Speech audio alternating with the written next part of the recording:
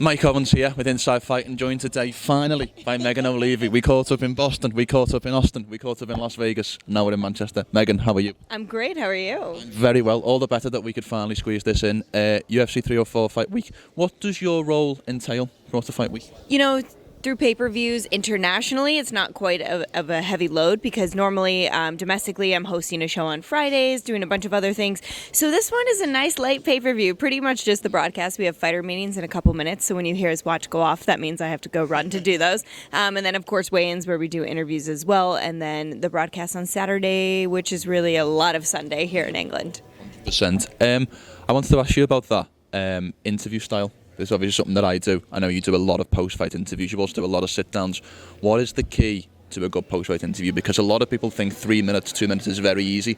Believe me, it's a lot harder than a 30, 40-minute slot. Yeah. So what are your tips for that? No, you're absolutely right. A longer interview would be a much easier thing to accomplish. For me, it's just about listening, and I always just try to not only focus on the fight, but what's happening in the time from leaving the octagon to they get to me. What observations can I make there? Because oftentimes that's sort of most important. Sometimes people aren't very happy after wins. Sometimes there's all these different things going on, or you hear or see things, and I try to let them sort of guide that conversation. So it's about being as observant as I can and just getting the ball as quickly to the athlete as possible so they can do with it what they choose. Because you almost can't prep too much for a post-fight interview in the way that you can for a full sit-down because you've got to talk about what's just happened. 100%. I mean, I'm always taking a lot of notes during the fights to make sure that I have keys to hit on, but sometimes a lot of that's irrelevant once the fight is over, depending on what they say inside the octagon.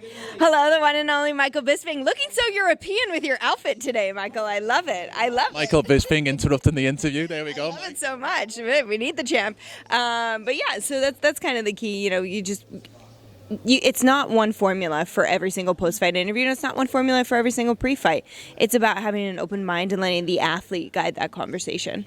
Are you able to enjoy fight night? Because it's a very pressured situation, a very pressured role that you entail for the 6-7 hours of the broadcast. Are you able to enjoy the individual fights as they come? I mean, I love every second of it, but sometimes I think people think I'm not enjoying it because I'm watching, I'm trying to take notes on the fight because I'll do a post-fight interview. I'm also trying to make sure I have whatever my next hit is memorized because we're not using prompters. And so it is a lot of like keeping a lot of balls in the air throughout the entire evening. So after a pay-per-view, it's like I always feel like I ran a marathon, but it is the best job in the world. This is the one question. If I had one question to ask you today, this is the one I wanted to ask.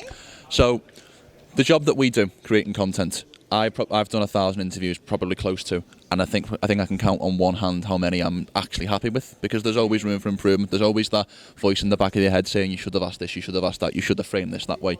So my question to you is, how do you wrestle with the idea of like the perfect impossible? Because I imagine when you do a 7-8 hour broadcast, when you do your post-fight interviews, there's always that voice in the back of your head going, I could have done that better. How do you rest with that? That never goes away, and I think that's a good thing, right? Because it is us seeking perfection and trying to do the best job that we possibly can. But somebody who I think is often perfect during a broadcast is Sean Anik, and he always says, like, we're never perfect during a fight broadcast. We can come close, but we're not perfect. And if somebody that I admire in terms of their professional abilities is saying that, and then certainly I have a lot of room to grow and continue to polish things up. I watch everything back and I try to take notes that are realistic as opposed to like, oh, I just didn't like, this or that.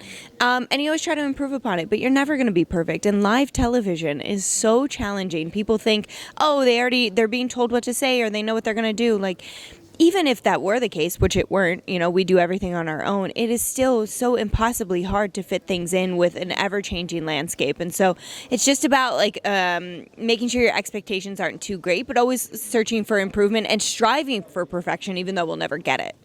We've got 60 seconds left, Megan, so very, very quickly I've got some quick-fire questions for you.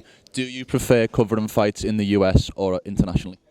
Oh, I mean, probably the U.S. because I'm not great with jet lag. I'm so sorry. I love the international crowds and often their cities, but the jet lag ain't it for me.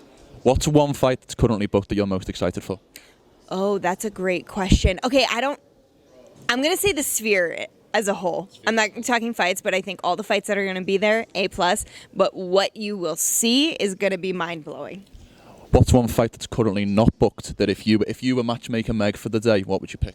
Oh, I would love to see Kayla Harrison fight for the title soon. So I think, whoever that may be, if Raquel Pennington is defending her title soon, then, TBD on that. But I would like to see Kayla Harrison fight for the title. 100%. Megan, thank you so much for your time. I know you got to run for fighting meetings, but really appreciate it. Hey, no, thanks to you. And you're doing an excellent, excellent job. People obviously don't know all the time and effort and energy that goes into what you're doing. I know how much you're traveling and how much of your own money and effort and everything is going into this. You are killing it. You do a great job with your interviews. You're so lovely with all your interactions with everyone, so just keep it up. You're going to do really, really great things. That was worth the trip. Thank you very much.